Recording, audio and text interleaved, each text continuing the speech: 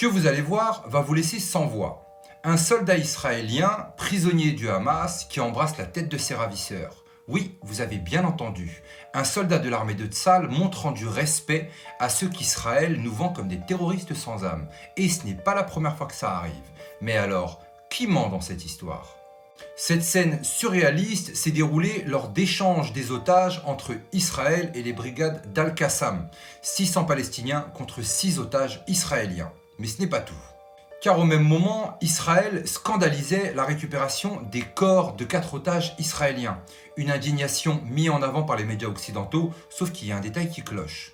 Où était l'indignation quand Israël renvoyait le corps de dizaines de Palestiniens dans des sacs plastiques bleus sans même une preuve d'identité? Où étaient les grands discours de la dignité humaine? Et si je vous disais que certaines attaques en Israël étaient en réalité des attaques sous de fausses bannières, vous pensez que ce sont des théories du complot? Eh bien figurez-vous que le Shin Bet, le service de renseignement israélien, vient d'interpeller 3 Israéliens pour avoir posé des bombes dans des bus à Tel Aviv. Oui, vous avez bien entendu, des Israéliens impliqués dans des attentats en Israël. Pourquoi? Pour justifier de nouvelles interventions militaires en Cisjordanie, mettre une peur permanente et intensifier les bombardements et l'occupation. Vous commencez à mieux comprendre comment fonctionne cette machine de guerre. Mais comment font-ils pour tenir ce narratif? C'est très simple, les médias. Ces mêmes médias qui vous font pleurer sur le corps des 4 Israéliens alors qu'ils ignorent les milliers d'enfants palestiniens morts sous les décombres.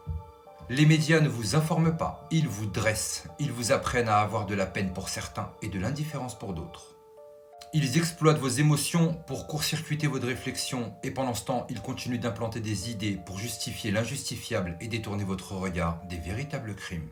Comme disait Noam Chomsky, le mot terreau est simplement utilisé par les grandes puissances pour désigner des violences qu'elles désapprouvent. Et là, on arrive au cœur du problème. Comment le monde perçoit-il Israël après tout ça? Après ces mensonges, ces massacres et ces doubles standards? Israël est-il un pays démocratique assiégé ou un régime d'apartheid démasqué? Parce qu'aujourd'hui, les jeunes générations ne se contentent plus du discours d'antan. Elles voient les images, ils écoutent les témoignages et ils savent réellement ce qui se passe. De plus en plus de pays prennent leur distance, de plus en plus de citoyens refusent cette politique et même au sein de la communauté, certaines voix se lèvent pour dire pas en notre nom. Les déclarations de Yoav Gallant, les enquêtes du 7 octobre sont en train de réveiller la population israélienne et le monde face aux accusations contre Benjamin Netanyahou. Israël peut-il se fermer au monde, à s'enfermer derrière des murs et radicaliser sa population, à continuer de diaboliser une population pour justifier son oppression? Ou bien arrivera-t-il à un point de non-retour où l'isolement et le rejet du monde deviendra inévitable? Alors, il n'y a qu'une vérité, l'enfermement mène à la destruction, l'enfermement physique avec les murs, l'enfermement mental avec la propagande, l'enfermement diplomatique avec des alliances qui s'effritent, et on ne bâtit pas un futur avec la peur et l'oppression. Mais alors Israël peut-elle encore prétendre être une démocratie? Et peut-elle encore jouer les victimes après avoir exterminé un peuple sous les bombes?